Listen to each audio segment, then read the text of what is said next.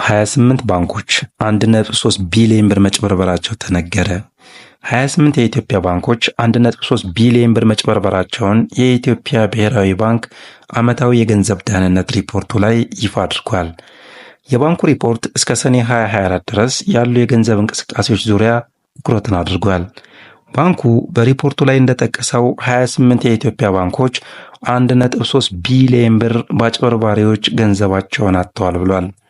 የማጭበርበር ድርጊቶች እየተፈጸሙት አንደኛ በሐሰተኛ የገንዘብ ኖቶች፣ ሁለተኛ በተሰረቁ የኤቲኤም ማሽኖች፣ ሶስተኛ በሐሰተኛ ቼኮች እንዲሁም አራተኛ በሐሰተኛ የስልክ መልእክትና ተያያዥ መንገዶች አማካኝነት ነው።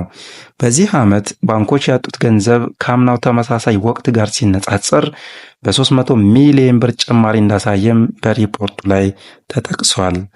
በኢትዮጵያ በአጠቃላይ ካሉ 31 ባንኮች ውስጥ 28ቱ ሲጭበረበሩ የቀሪዎቹ 3ቱ ባንኮች ማንነት ግን በሪፖርቱ ላይ አልተጠቀሰም።